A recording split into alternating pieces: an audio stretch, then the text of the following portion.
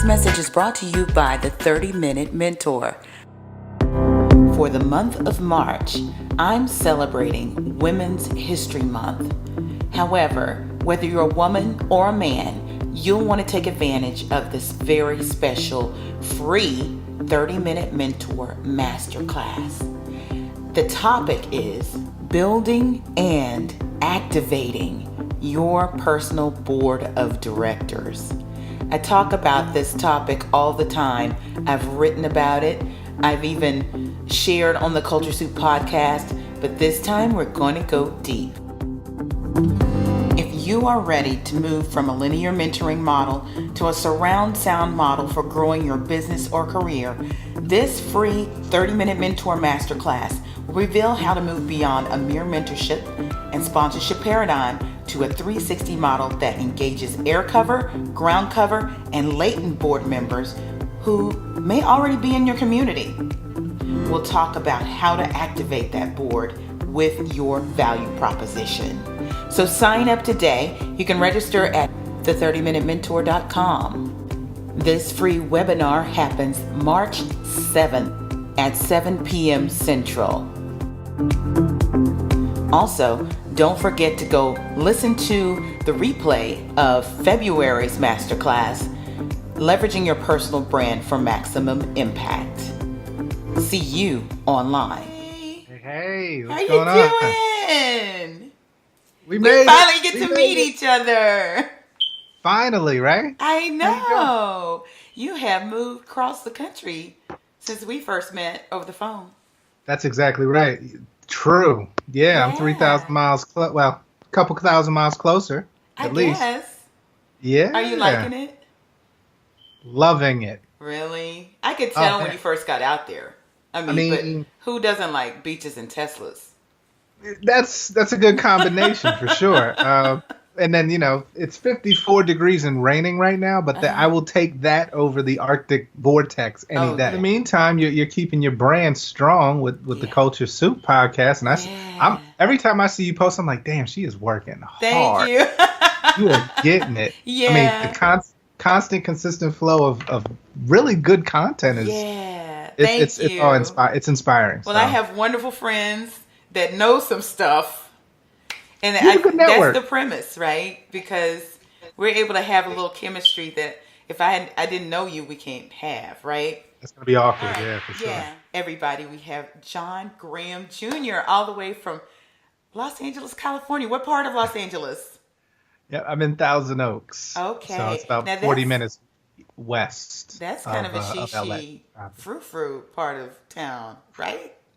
I have to travel for my cultural interactions, for sure. For sure. Is that what happens? Yeah.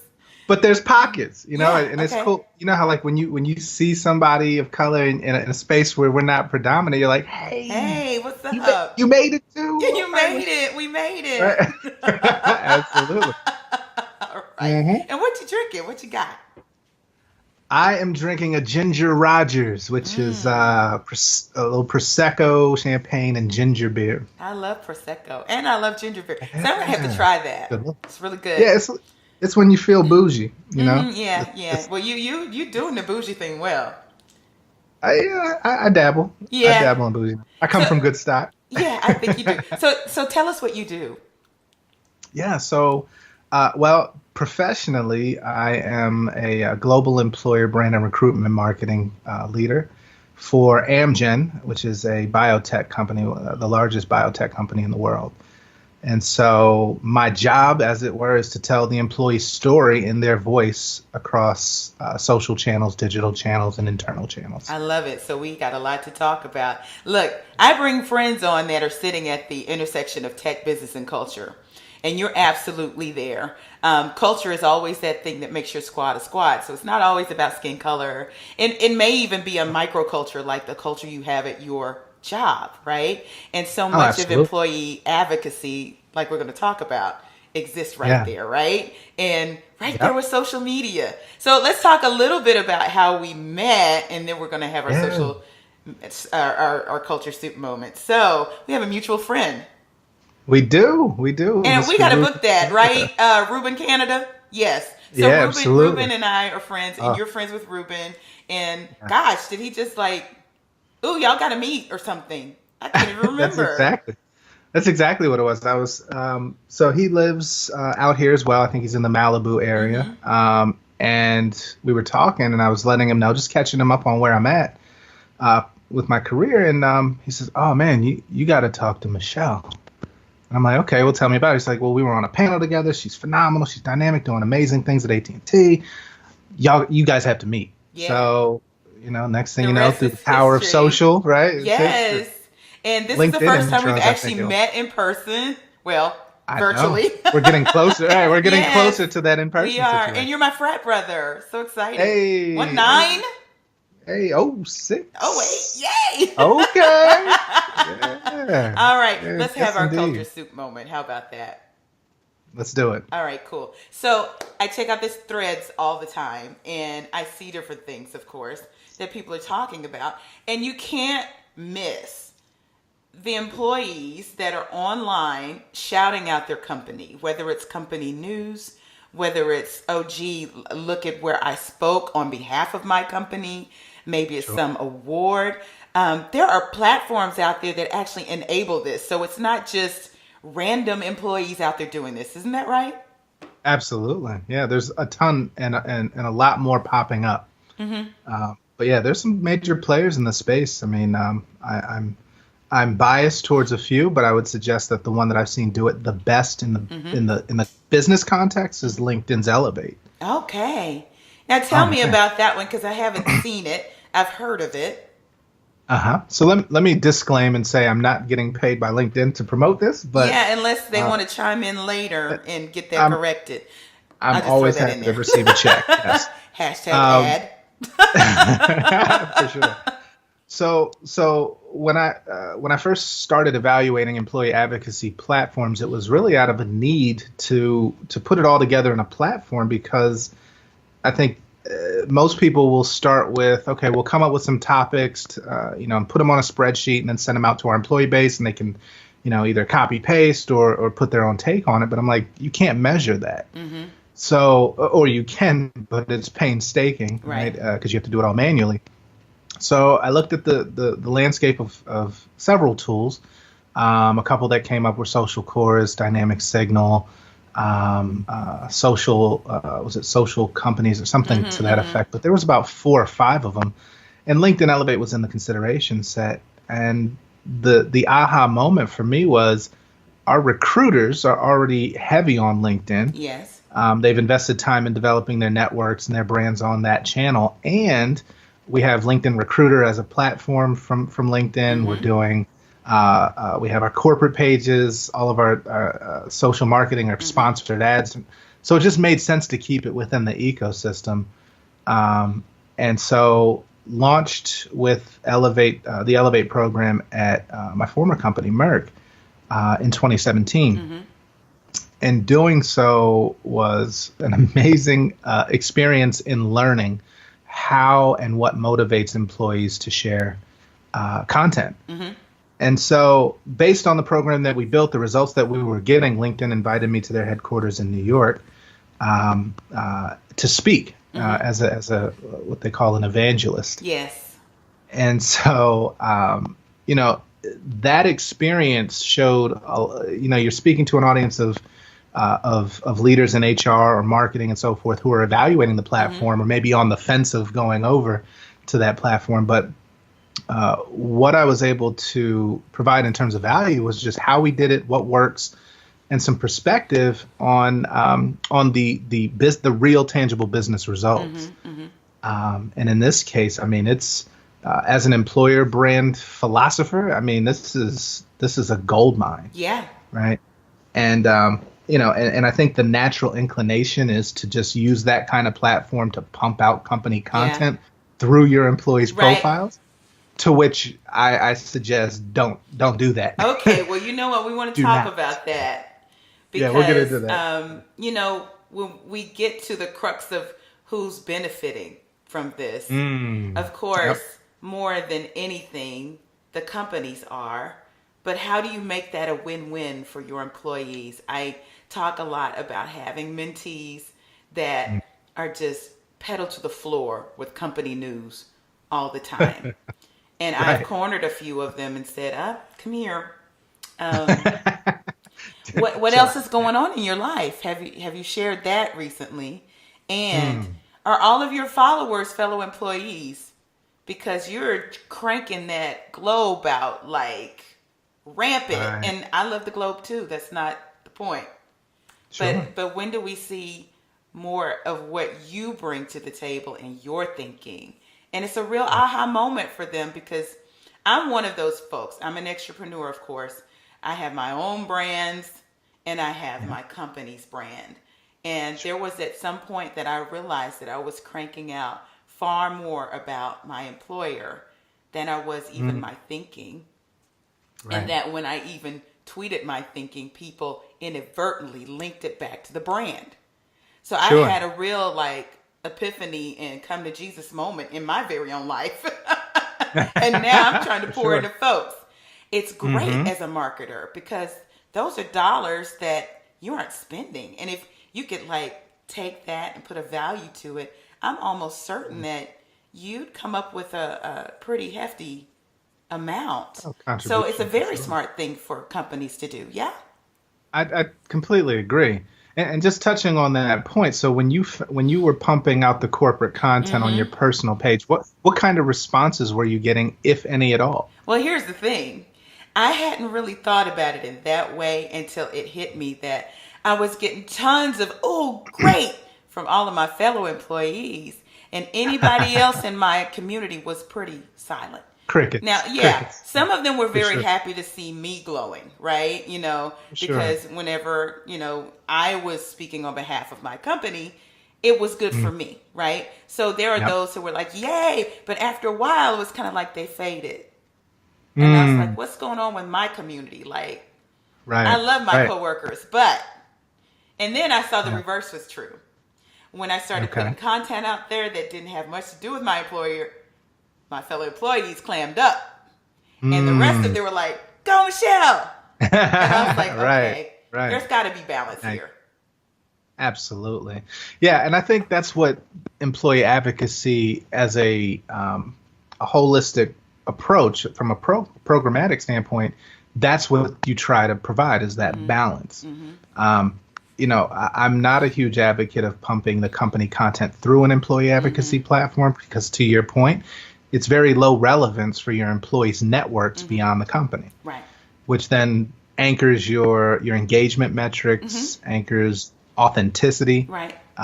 and you don't get the intended benefits. So what your company will start to look at is, okay, well, we're not really getting conversions out of this. We're just going to tank the program. Mm-hmm. Well, no, the program's fine. You just have to tweak and work backwards from the audiences. Right. So if you look at so what we ended up doing was looking at what are the functions around the organization, and then let's look at some of the interests, the trending topics, the thought leaders, the high value content Mm-hmm. publications, and pump all of that content through and let employees share that with their networks because our at the end of the day our job is to provide value add content Right. to our employees to share with their networks. Right.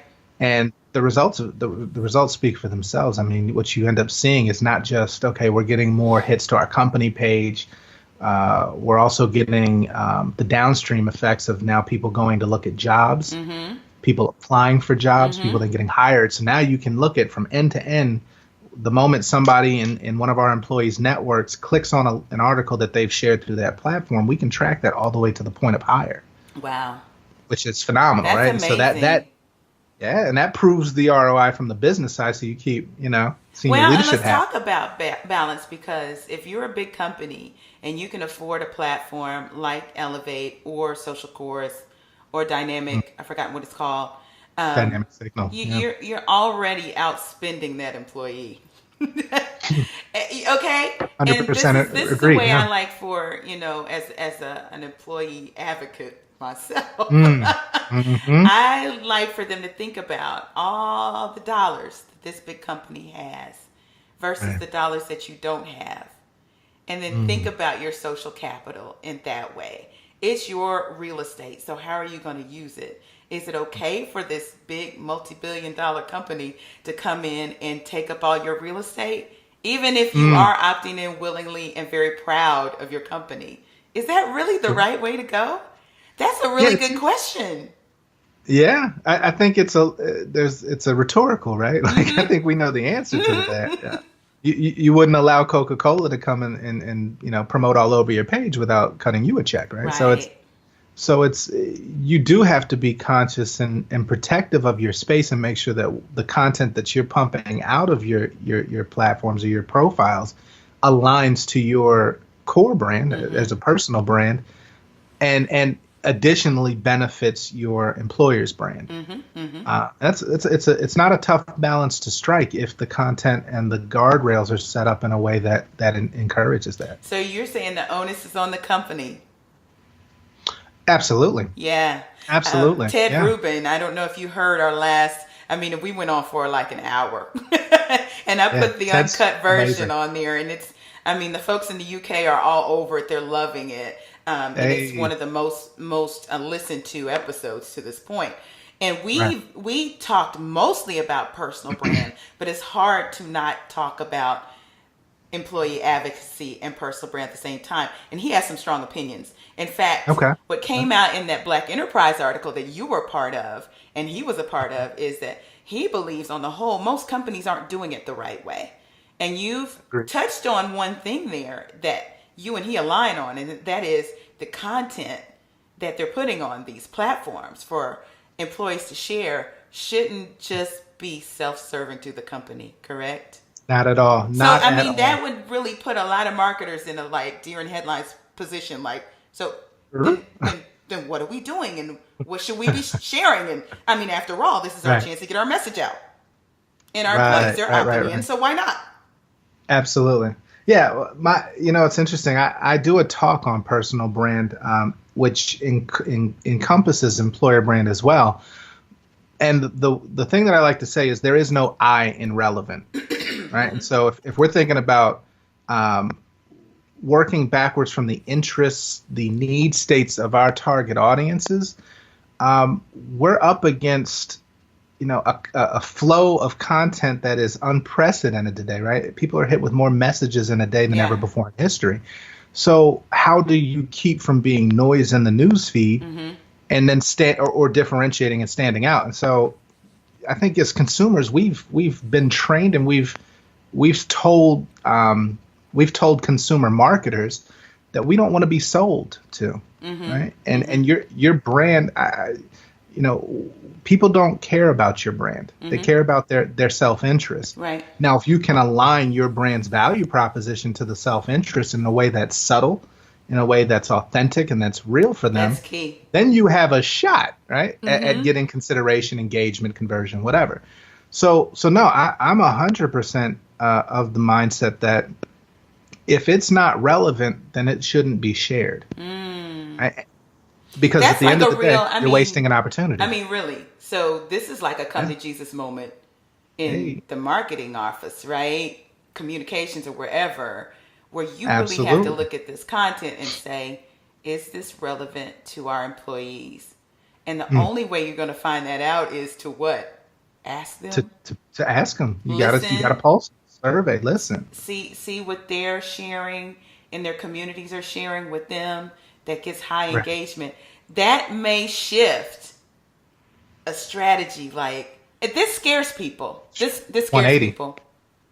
Oh, it's non-traditional, right? It's not easy. It's not rote. It's not taught in schools, right? This is somebody who has to be in tune with the culture, Yeah. 100%. Whatever the culture is that you're trying to connect with, you have to be in tune with it. And it's, I look across many different functions in my organization, and it's not going to be the same piece of content that goes across all functions. So you really have to be clear and purposeful in where you're sourcing the content for your employees to share. Well, And that's the conversation, right? Where do Yeah. you go to get content on a regular basis? What stops you from See, scrolling and get you to click? you just touched on something that's very key, and this is why this show is even named what it's called. You Yes, said ma'am. you have to be in tune with the culture. Now, if I'm a corporate type, which I am, right? And I'm hearing this, I'm thinking, oh, what is our corporate culture?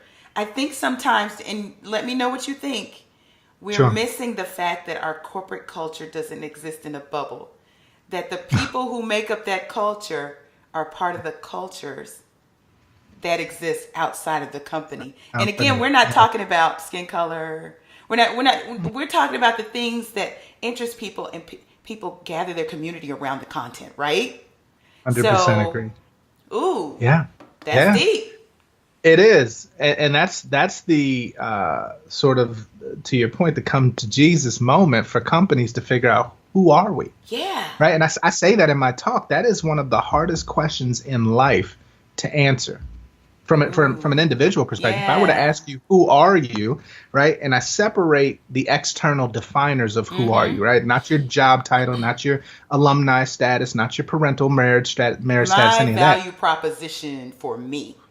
What value do you offer the world? Who Right. are you inherently at your core that you express to the world? Totally.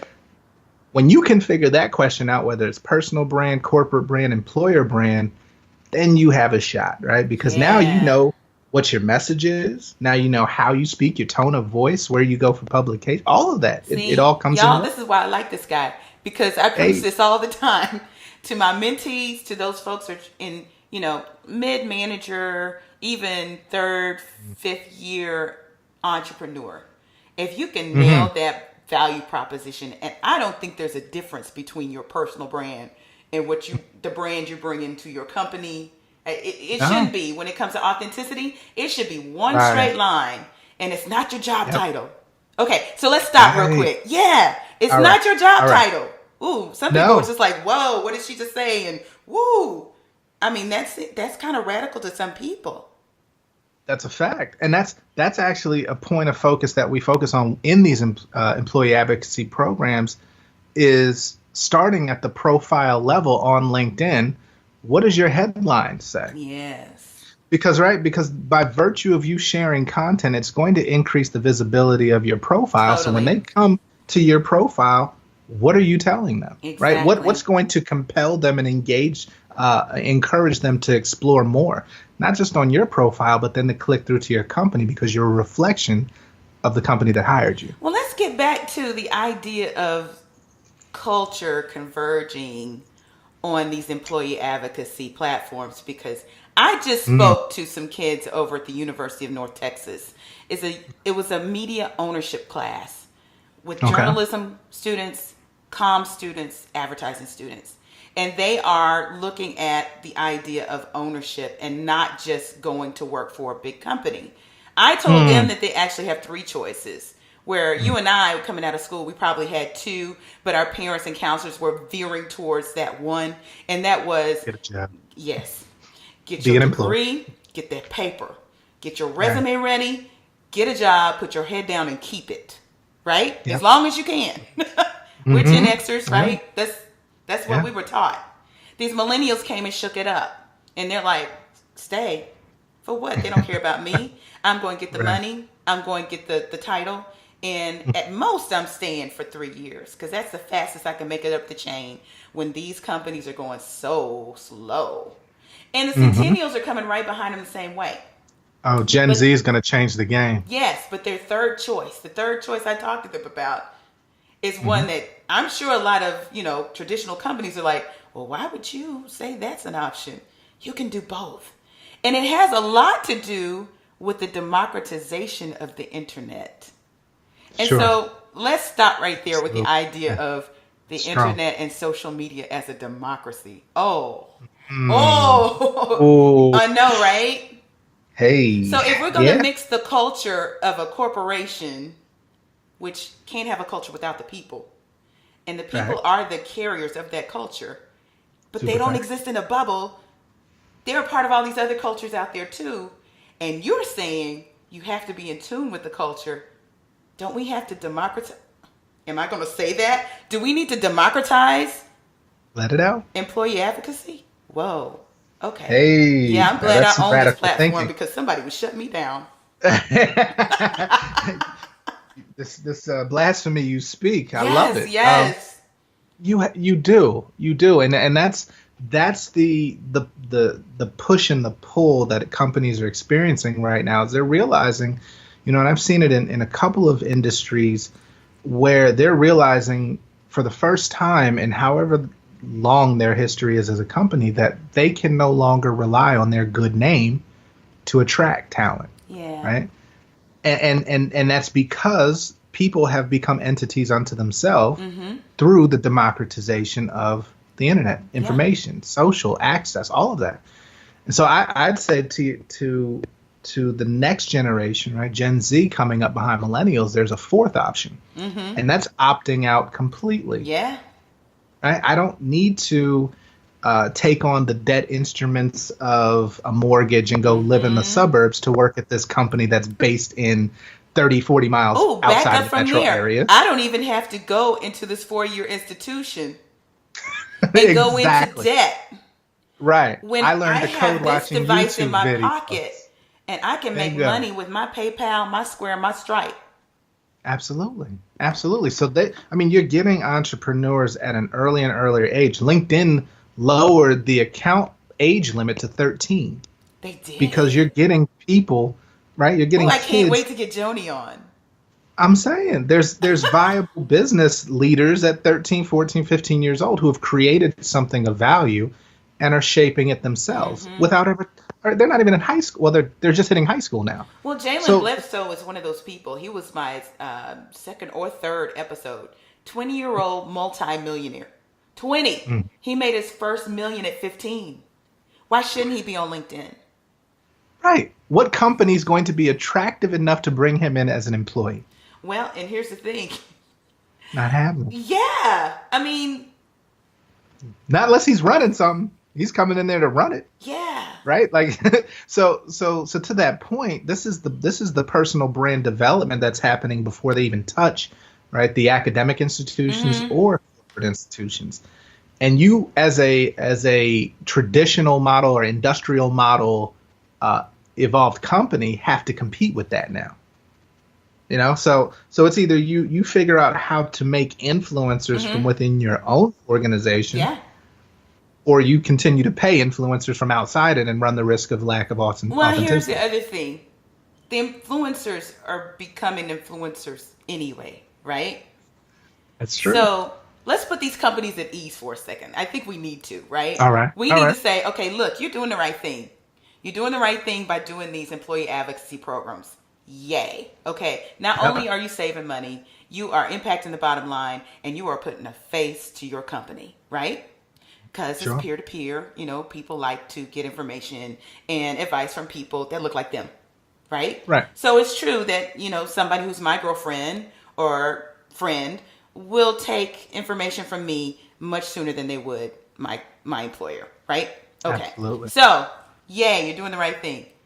Put them at ease about this whole personal brand thing because a lot of these Yeah. traditionalists are like, well, why would they be doing that? Are they looking for a job? And Right. should they Right. be? Well, okay, Yeah. there's some stats that kind of say that we should.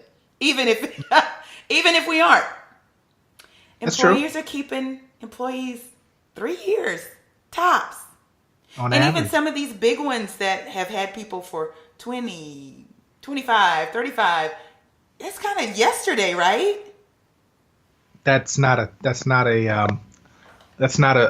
norm any longer. No. Right. The average is 3 to 5 years in any given function.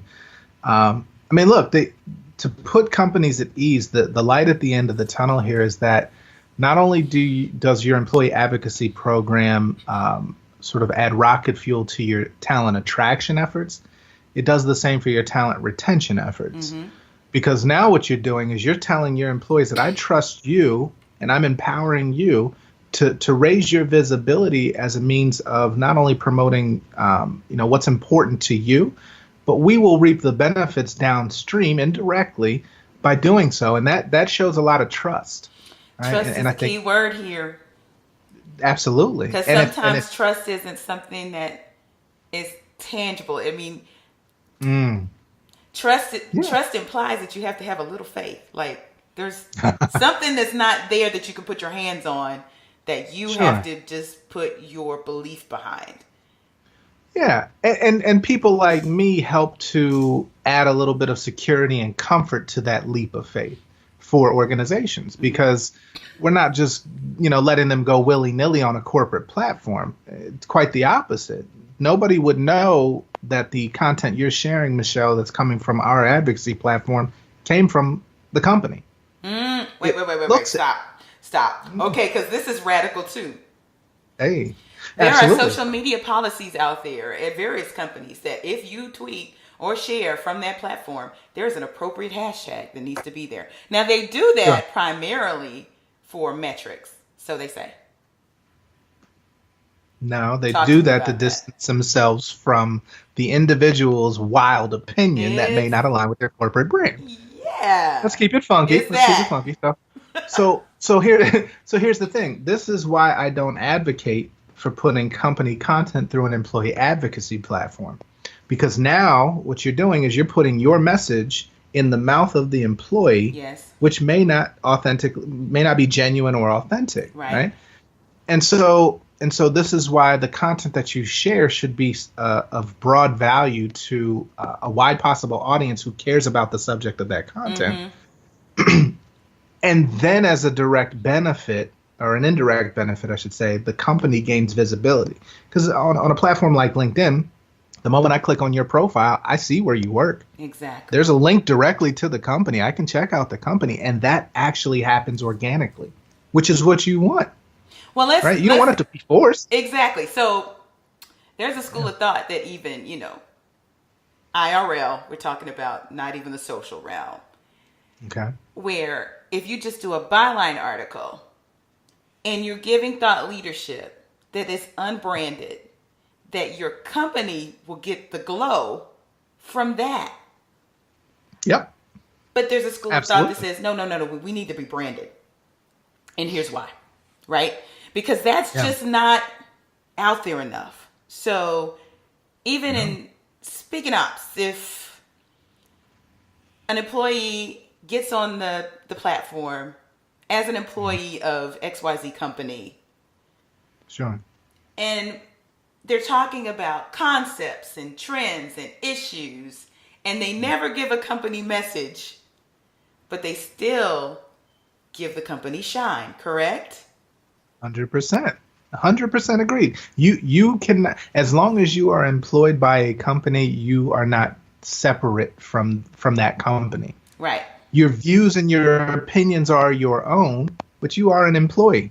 When you go to sleep on Sunday So night, when wouldn't you wake up on Monday morning, you're still an wouldn't it make employee. sense to source out those individuals in your company that have that kind of platform that are doing it Sure. responsibly? Absolutely. And There's data behind that. In fact, when I worked with LinkedIn to bring the program home and get the buy-in, they went and did a deep dive analysis on the LinkedIn platform and looked at the entire company employee population that was on LinkedIn.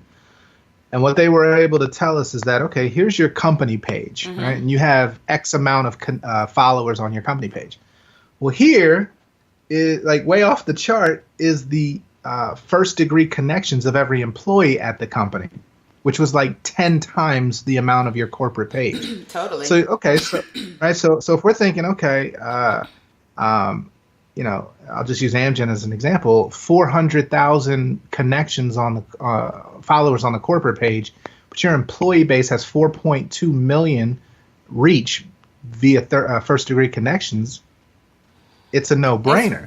It's not rocket science. Not at all. So you go to where the broadest possible reach is by leveraging the authentic voices of your employees. And like you said earlier, employees are super credible with their first degree connections just by virtue of the connections. And so I always like to say, how many people click on pop-up ads when they surf the internet? And I'll ask the room that, and 0 hands go up. And I'm like, okay, unless you click that little X to try and get out of the pop-up Right. ad, and then you end the ad anyway. But I said, okay, well, how many people look at user reviews before they purchase something off Amazon?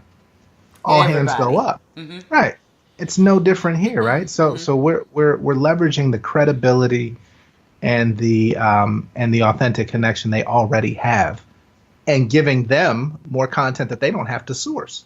Right, right. So there's a mindset that this personal branding thing is absolutely in total conflict with employee advocacy. And what I'm hearing you say is they actually shouldn't be, and they aren't.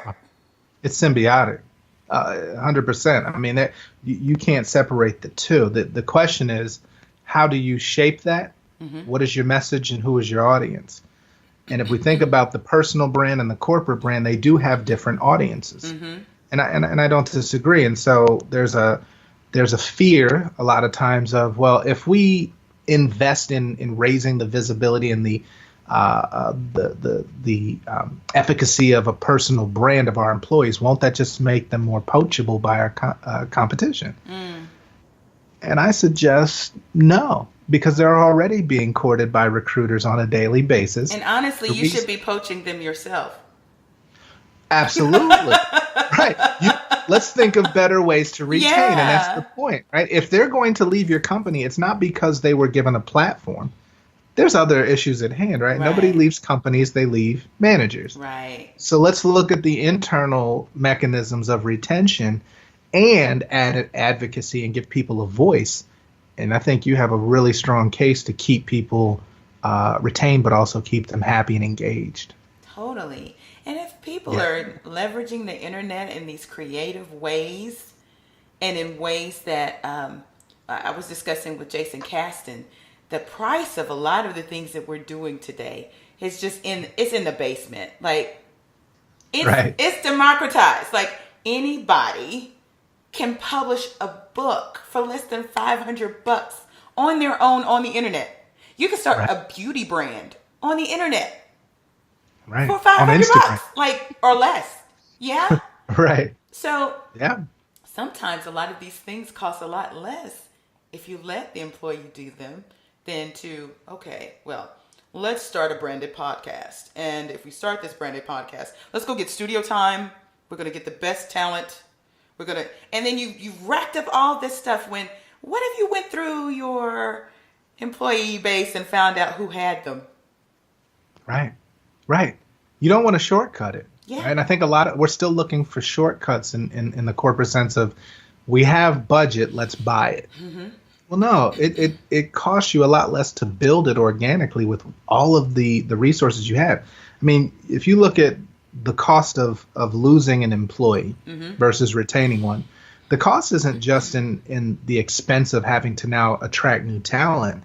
The cost comes in the knowledge, the subject matter expertise, the cultural impact that employee may have had, and that's irreplaceable, right? So the key here is, how do we leverage that expertise in a way that shows their the command of their space or their function as a thought leader, and gives them a tool to amplify that voice. Okay. So a lot of these traditional companies think that thought leadership can only come from the C-suite. Right. Well, that's in direct opposition to the stat of 85% of C-suite across all industries have zero social presence.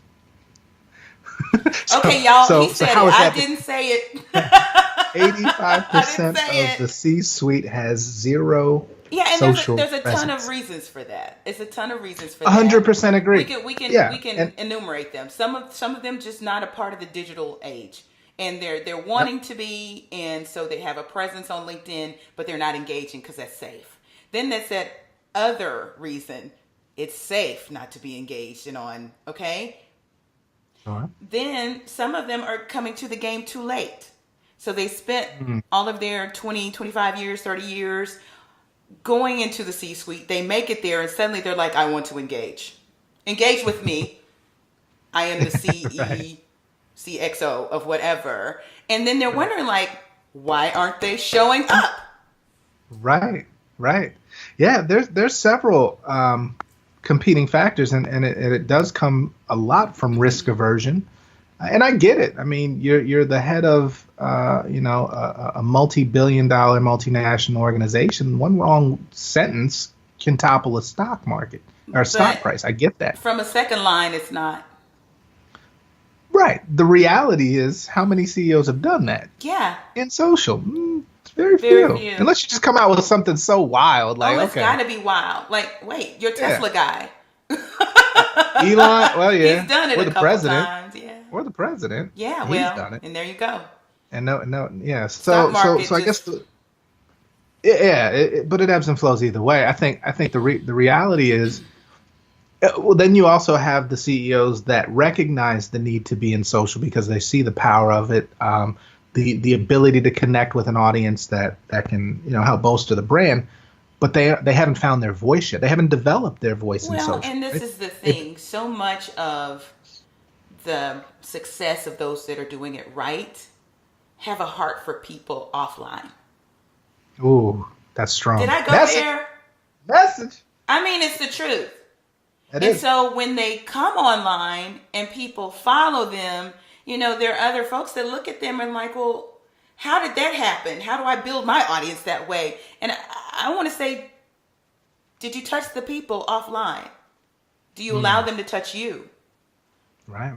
Right. Why would they follow you on social if you're not likable in person? And that's a fact, right? I often say that social is not the place where you develop and perfect your facade, Yeah. right? It should be the place that amplifies and enhances who you already Okay, are I and just need gives you you to a bigger repeat voice. that. I need you to repeat that because I preach this. Social media is a tactic. It is not It's a your tool. personal brand.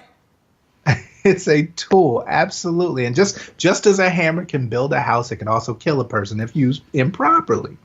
So if you learn how to wield the tool to, I think, to make easier what you do naturally, then you're using the tool as an extension of yourself, which is where you get great results. Right. So, to your point, it's not the place to build facades. This is a place to amplify who you are offline and bring it to a broader audience. Now, a CEO or somebody in the C-suite already is well networked. A lot of times they're getting their information directly from peers across industries or, and people that are well thought of in their circles. So they don't feel the need to go to an open forum to connect. But it's really on how you shape that conversation. And I work with executives in reverse mentoring from a social perspective to let them know that, no, this is the place where you get a pulse on not only how your company brand is perceived, but how your brand is perceived as the leader of said company.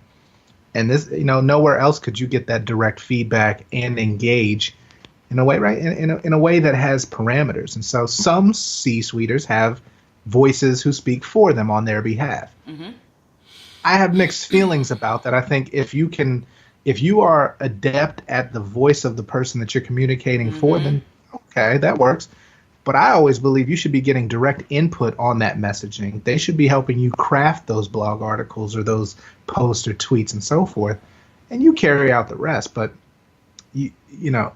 I want to know more about who you are as a leader, how you got to where you are, what you've learned along the way, how it's helped you grow, how you've changed or impacted lives in your voice. Yes. When you put it in that perspective, they're like, oh, okay. But that scares a lot of people. It's not traditional. Usually you have communications departments for that. That's what corp com is for. Media training. Absolutely. Right. Absolutely. But how authentic can you be? That is the true test right there. There's no limitation. Yeah, and then there's transparency, and it's guarded transparency. We're not saying, tell all your Come business. and spill That's the secret sauce. Right.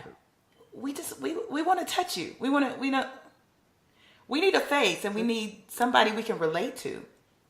Right. Yeah, I mean these are the rock stars of industries, right? These are the people that are viewed in such high regard, and there's a level of untouchability even as an employee in the company under these CEOs or the C-suiters. It's I saw such and such in the hallway the other day, and I held the door for him. He said thank you. That moment of impact goes well beyond what you would ever know, right? It's huge. Imagine if somebody's able to have a conversation with, a Richard Branson, not a Steve Jobs, Tim Cook, right? these people who make it a point to connect. Look, That does so much for the you know brand. the name Cent Marshall? She's the CEO of the Mavericks, first female CEO of the Mavericks. Used to Yes. work at our company. Okay, Right. there is magic in Cent Marshall, but the magic Mm, of Cent Marshall is Cent Marshall loves people, like genuinely. So yep. she has developed this larger than life personality. You Hmm. know, if she moves through the room, you don't know if it's Tiger Woods or Jesus because people are just flocking towards Right. her. And there's nothing she could do on social media to manufacture that. Nope. No, and that carries over. And that's why I use the word rock stars of their industry, Mm-hmm. because there's a certain mystique to celebrity that people just want to your point, to be able to touch it. Mm-hmm. They want to be able to interact with it. And that in some way improves their own personal perspective, self-worth, validation of industries, whatever the case may be. And who are we not to help amplify that? Well, and And you make know it. what? You just touched on another key point. That's executive presence. I think people have that all Mm, wrong. Like what that mm, means. Like suddenly it means you put on the suit and you walk a certain way and you have, you know, this heft about you. That's mm. executive presence. What you just described is executive presence. That's that awareness that you have about how people perceive you and how you actually move in and out of these different places Right. and carry yourself in a way that it's almost magnetism. It's 100% magnet. I don't think you get to that level of leadership without having that piece. Now it's where do you choose to flex and express it that Mm-hmm. becomes the conversation. So, you may be doing that great with suppliers, with Wall Street, with whatever, but how are you doing that with the custodial services at your company? How are you doing that with your mid-level management or your early career new hires, Well, and interns? isn't that the How, thing? I don't think that mid-level managers think that they're even allowed to have executive presence. I don't know what And that then when is you one of the. do, people look at you like, why is she walking with such... Poise. Who does she think she is? Yes. But that's one of the carryovers of the industrial model, right? The industrial corporate model that has beaten down middle management into this. All right, I can't be of the people because I'm trying to get to leadership, Mm-hmm. right, at a higher level, but I can't be too ambitious because then leadership will feel afraid, or right, that I'm coming for their position. So you're in a very tough spot in middle management. But I think again with the wave of not only social and tech, but just the expectations from employees in millennial and Gen Z generations is flipping that on its Okay. head. Right? So, It's going to take a few years. I mean, and I've sat, I might get crucified for this, but I think there's going to be a point where you look at. I've often said, at what point does the culture really shift? Do you have to wait until a certain generation is aged out? Well, then no, because the generation prior learned everything they know from a management style yes, from that from that generation, so it generation. carries on. Totally. So that's why I say Gen Z is probably going to be the first generation where those mores and norms are not relevant. And That's amazing because so much is happening with Gen Z. Talk about it all the time. The word minority is out the door because 50% of those babies were babies of color in 2012. how about The it. whole paradigm, it didn't just shift, it's obliterated in that generation. That's So they're right. going to see things very differently than we do, and we're trying to force it on them. They're already in college, Mm, and some of them are beginning to come into the job market now. right. This And year they was the have the first year. internet in their pocket. They've got money making ability right here. So how Right. do you, as a company, and I'm sure they're all grappling with it right now, how do you keep this employee happy for 3 to 5 years? Because that's Leverage the their window you voice. got. Amplify their voice. To your point, they've already got one. We as organizations or companies are trying their hardest to get into those conversations, in a way that doesn't look like, the old guy at the bar or the old guy at the club, right? Like Well, it's kind and of that's awkward. a good point. So the old head at the club Yeah. is the one thinking that they're attracting the centennials, when No. no, it's your middle managers that are kind of youngish and leveraging the Right. internet in ways that they can relate to. Well as the other uh, Gen Zers who are already in the workforce, Yes. because they've got firsthand experience of a company culture, or early, younger millennials on that side, who are now into their third, fourth, fifth year in a company. They have a firsthand perspective of what corporate culture is like, but they also they still have a solid footing into their entrepreneurial endeavors, pop culture and now culture. So really, you need to figure out ways to get into the conversation by giving people who are already in it a platform. So I'm hearing a few different tips. I'm just going to start crystallizing them. All First right. of all, empower your employees with relevant content that they First can and use, foremost. right? Absolutely. Safe, compliant, regulatory approved, whatever the case may be, but arm them with it. Yes. The second one I heard you say was know the culture. And that's broader than just your corporate culture, 100%. right? Absolutely. Yep. Know the audience, know the culture that you're trying to engage. Then I hear you saying empower your people who are Sounds empowered with the revolutionary. internet. I'm just saying.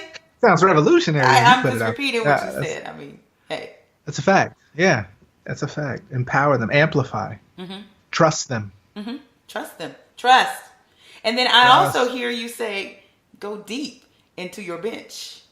And don't just rely on the C-suite, because they may not even have the proper engagement to do what they need to do. So find the people who do. Yep, that's exactly right.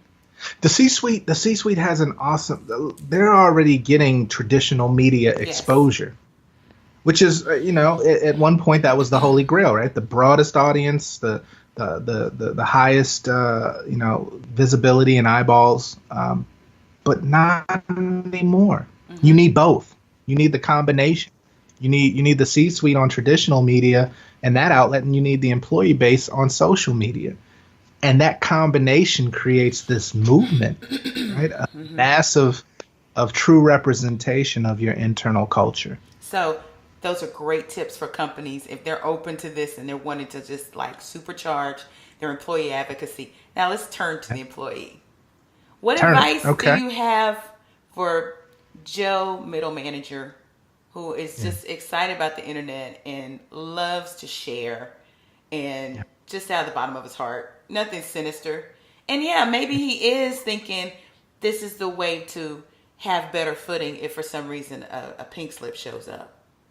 How do you encourage Joe, middle manager, in an environment that is still very much shaped by this industrial model? model? That's a really thoughtful question. I would never make the false promise that improving your personal brand makes you pink slip proof. But what it does do is it helps position you as somebody of credibility in your space should you need to explore other opportunities out there. As you well know, the best time to find a job is when you have a job. So you should never start working on your personal brand out of desperation, right? Because now you're looking at keywords and what will come up in keyword searches and Boolean searches for recruiters. And the time is when you are in the midst of everyday work at an organization and you can share a unique perspective on your approach, your inspiration or influencers on your leadership style, how you empower your employees as a manager, your thoughts on trends in your related field or function. This is the time to start doing that when you have the luxury of stability and security. Now, if you're in the market, then for you, it's not just positioning yourself to get the same job you've had. Mm-hmm. This is the perfect time to start positioning yourself for the job you've always wanted. Right.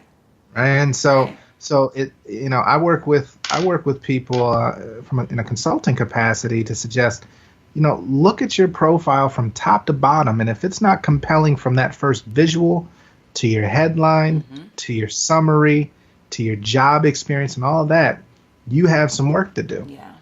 because that's the first thing that people see. So middle managers, I think, are in a really good spot to flex the expertise that they've garnered, but also positioning themselves for that next level up.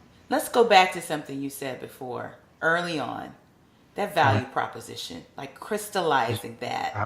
Because I think if Joe Middle Manager could learn a bit about polishing that Yeah. external face, Mm-hmm. it Yep. might be a little bit more attractive to their employer. Because I think Oh, one of the fears that you said that a lot of these companies have is, how will they carry this message? Is it in our voice? Is it, all of this stuff?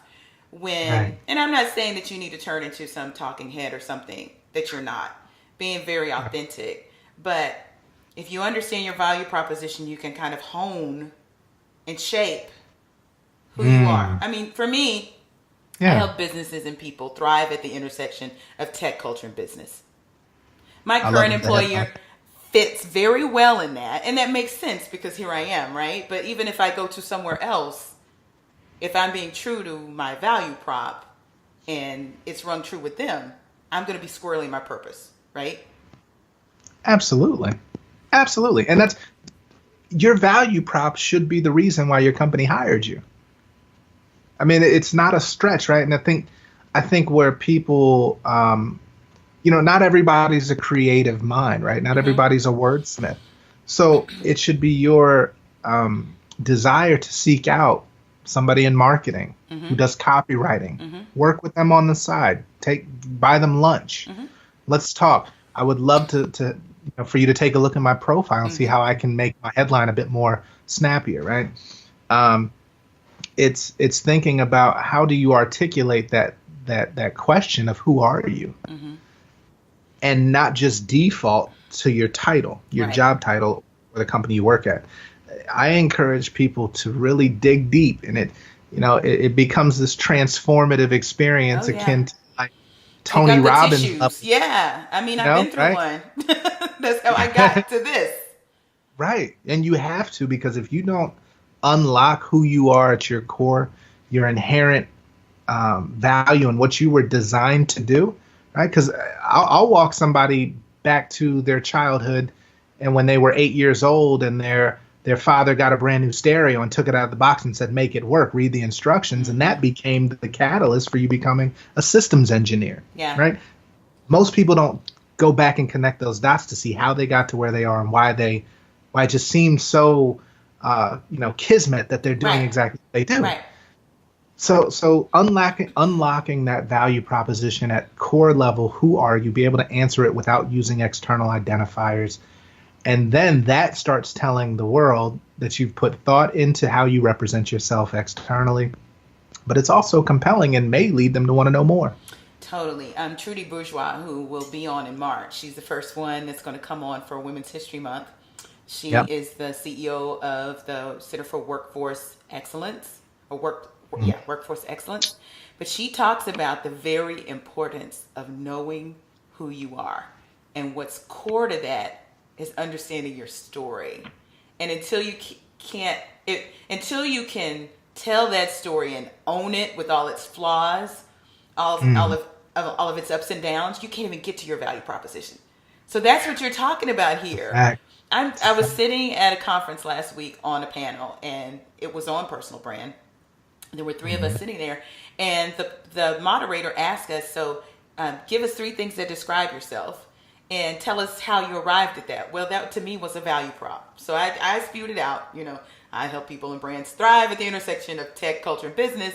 And then it helped me to like step through the whys of all of it. And I've been through that before, but it was Right. interesting because I did take it back to my dad teaching me things that other people thought little girls shouldn't know. Number one, coding Mm-mm. at 12.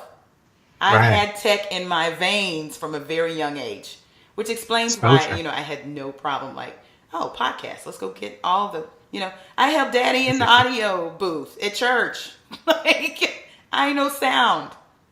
Yeah. Okay. But, Yep. and the entrepreneurship and all of that good stuff, it just all comes together. And I think if people do that work, they'll arrive at their value proposition a lot easier than they might think. You agree? Sure. Absolutely. It's doing the work though. And a lot of times people don't know where to start. True. I And mean, so I needed guidance. 100%. Right. And you're an accomplished professional. It's very hard for people to look at themselves, full stop. But it's even harder to look at themselves and then express it outwardly in a way that communicates the best about themselves in a compelling way. It's not intuitive, right? It's something that you have to learn how to do. It's something that you have to have some breakthroughs of introspection, and then to articulate. It's a whole nother modality, right? So if you are not a wordsmith, recognize that and seek out the expertise, just like you would as any leader, right? You don't have to know every function that you lead on. It's your job to seek out expertise and empower them to be successful. Absolutely. Same function. So, John, you just moved out to LA and you got this exciting new gig. You're out there in Thousand Oaks, California. What can we look forward to? Are you speaking soon? Do you have a book coming down the hatch? Like, we want to support you. Tell us how to support you. Well, I am speaking at a few engagements this year. Let's see, the first one coming up is end of this month at the Coalition of Black Excellence in San Francisco. Yeah. Never heard of that one. That sounds awesome. I'll shoot you a link. It's phenomenal. And you're not too far from Oakland, where there's a hotbed of Black excellence and creativity and innovation just bubbling. Indeed. I'm excited about that one for sure. Facilitating at the Talent Brand Alliance or Talent Brand Summit in Austin in March. Around what time? Around South by? 8th, 9th, 10th? Last week. Okay, last week of March. I'll miss you. So, yeah. And then I'm speaking at eBrand Con or Employer Brand Conference in San Diego in May. Well, I can't wait to hear you speak because I need to be in the room. I'm impressed Hey, because just the conversations we've had. The first conversation I had with you, I'm like, okay, I'm writing the story and I need you to be in it. Like this week. I'm fortunate. We are a reflection of our network for sure, right? Yeah. Shout out to Ruben I'm just happy to be in the room. Shout out to hey. And we gotta book that, man. We do. I'm gonna work on. We need to work on that. He was the first tease that I ever did, and I haven't booked it yet. He's one of those. It's very funny. He literally was helping me test out my equipment, and we got some good sound, and I was like, I'm gonna use it as a tease. I love it. You heard it here first. Yeah, he's the type you just put in front of the camera, the microphone, and watch him go. He's amazing energy. But yeah, I am working on a book. I am. Yeah, I figure I should put my my years of work into the employer brand space in a. As you should. You have a very important point of view, and it's rich and it's helpful to both employees and brands. And bravo for, taking a real stance, because a lot of people are afraid to do that these days. Hey, I'm not afraid to know. And look, you've only benefited from it.